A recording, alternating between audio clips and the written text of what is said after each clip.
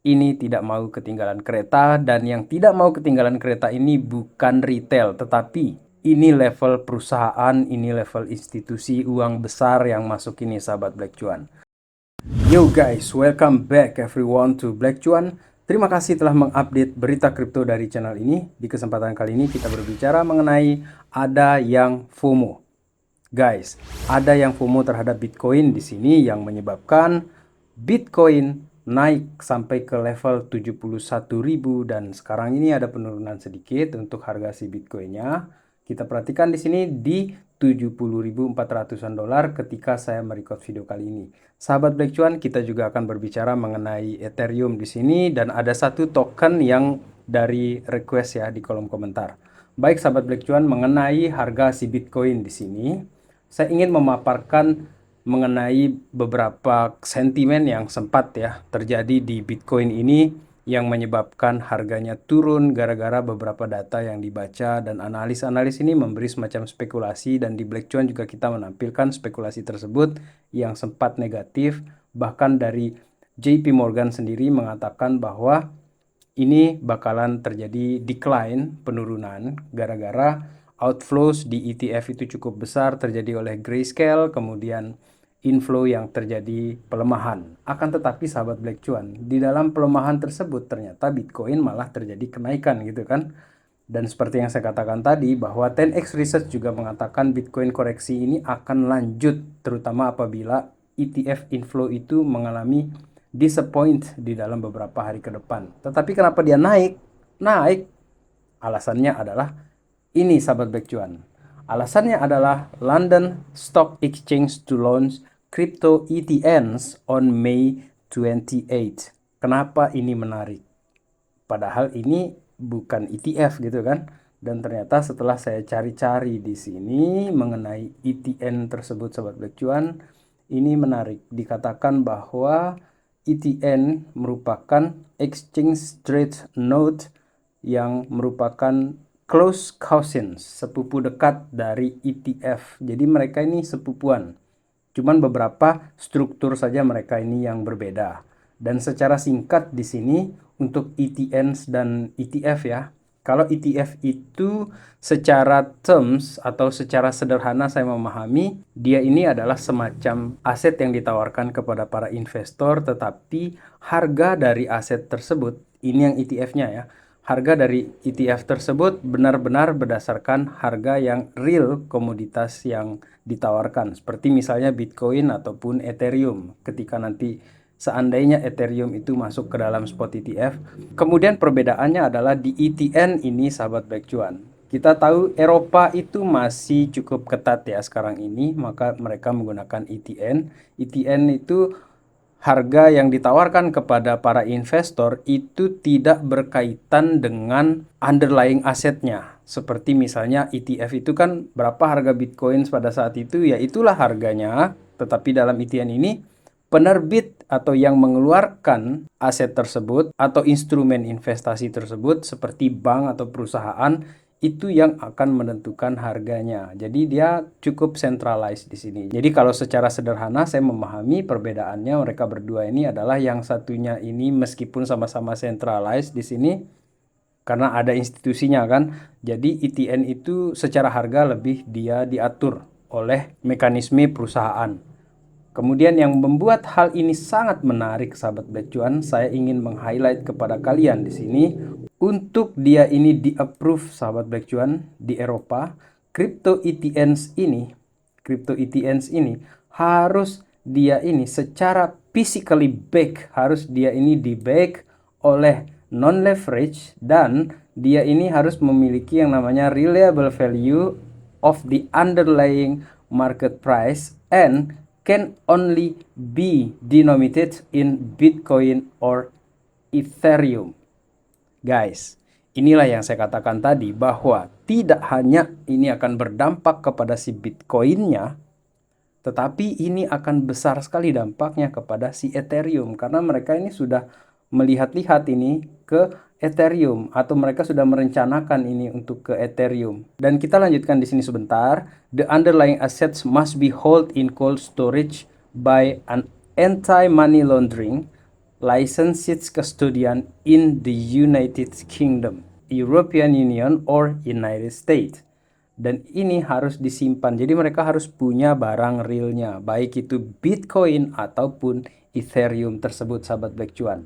Kenapa saya bahagia di sini? Kenapa saya senang ya? Karena Ethereum itu, sahabat Black Cuan, akan memicu pergerakan altcoins. Dan saya ingin mengajak sahabat Black Cuan untuk melihat seperti apa perkembangannya ke depan ini. Perjalanan Ethereum ETF ini akan di-approve meskipun SEC masih silent. Seperti biasa, Gary Gensler itu silence dia kayak nyimpan-nyimpan sesuatu seperti itu, sahabat Black Cuan.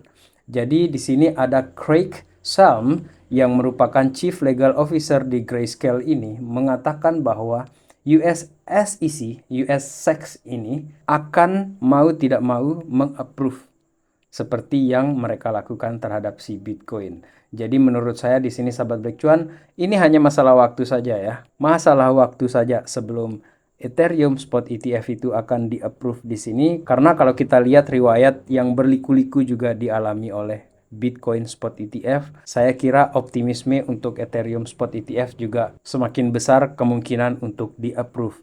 Dan yang paling menarik apabila itu di-approve nanti itu, sahabat Black Cuan, maka saya membayangkan koin seperti Myria yang kecil-kecil deh.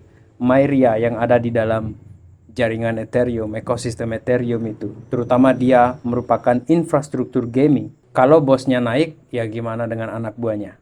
Pasti dong, bos tidak mau meninggalkan anak buahnya. Jadi seperti itu kita melihatnya, sahabat Black Cuan. Kemudian sahabat Black Cuan, meskipun kita katakan tadi sempat dia turun, inflow di ETF ini masuk lagi untuk Bitcoin ETF.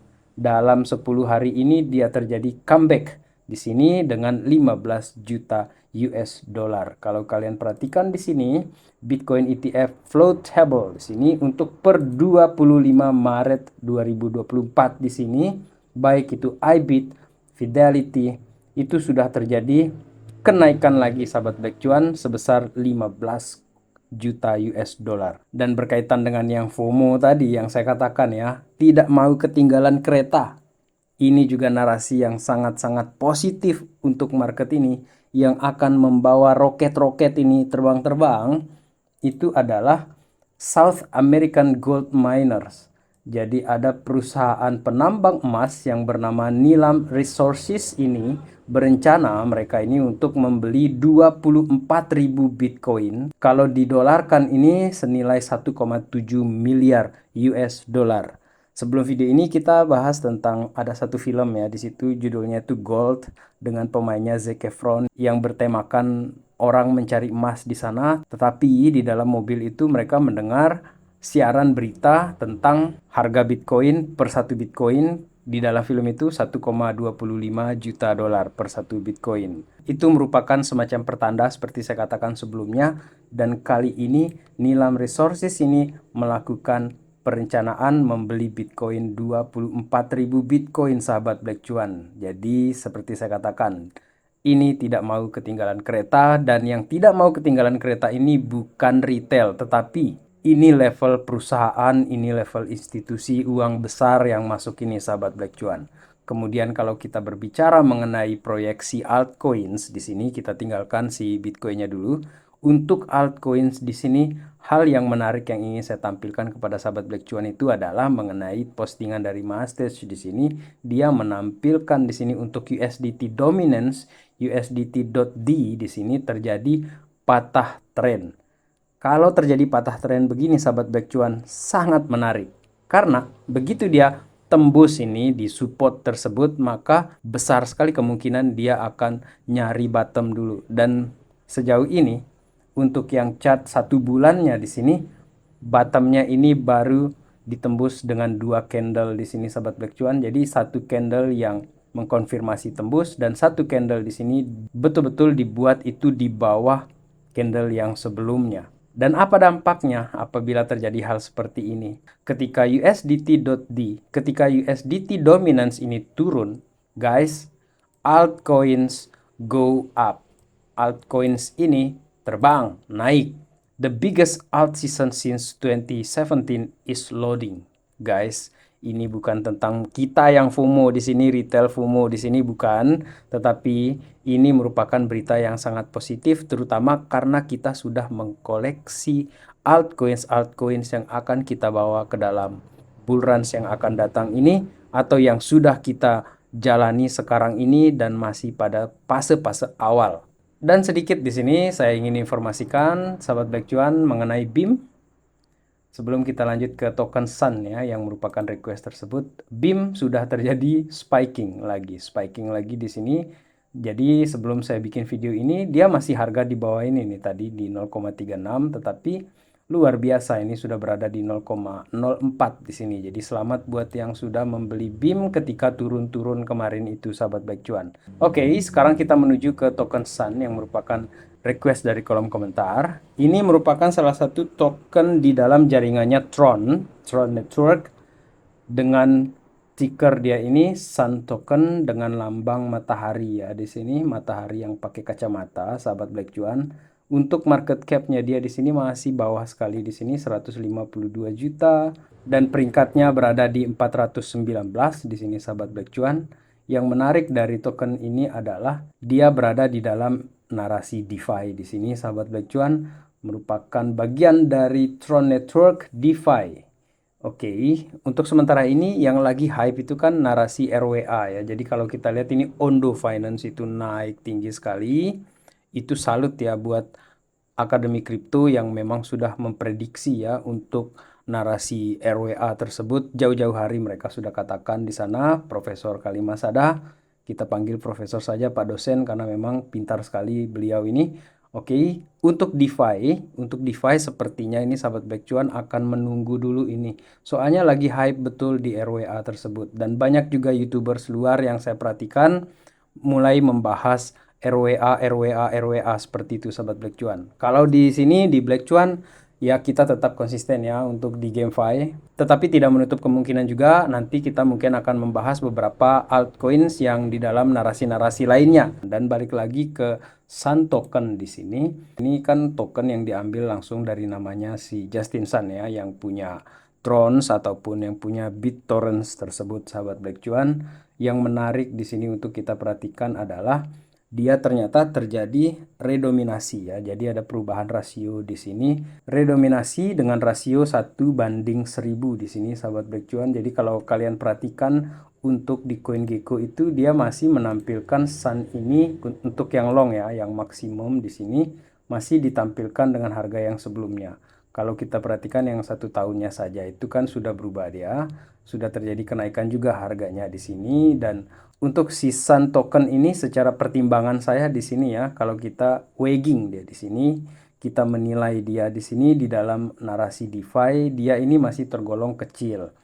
Bahwa ini merupakan token yang rewardnya besar karena market cap kecil, maka sedikit saja uang itu dipompa ke situ dia bisa berlipat-lipat kenaikan. Tetapi sahabat Black Cuan, hal yang sebaliknya juga bisa terjadi cepat gitu kan. Kalau di market cap yang kecil itu orang take profit besar juga dia akan goyang betul gitu kan. Jadi tetap melakukan riset secara mandiri dalam hal ini. Pastikan untuk punya conviction mengenai token-token yang seperti ini sahabat Black Cuan, terutama DeFi ini yang kayaknya masih harus nunggu dulu ini menurut saya ya.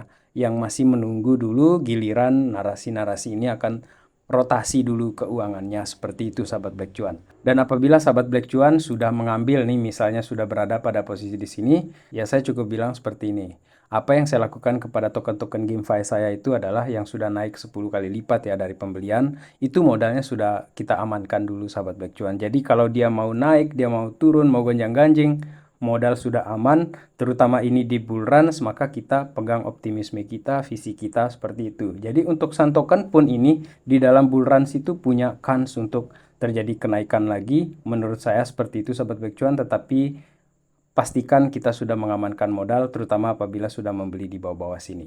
Oke, sekian video kali ini. Terima kasih sarannya untuk Sun token di sini. Dan untuk sahabat Black Cuan yang ingin melihat tentang token-token lainnya, silakan melihat di video sebelumnya di Black Cuan ini ya. Kita berbicara mengenai beberapa token GameFi, ada juga termasuk token AI di sana sahabat Black Cuan. So guys, sekian video kali ini. Kita ketemu lagi di update yang berikutnya. In the meantime guys, let's enjoy the ride guys. Salam Black Cuan. Peace my friend.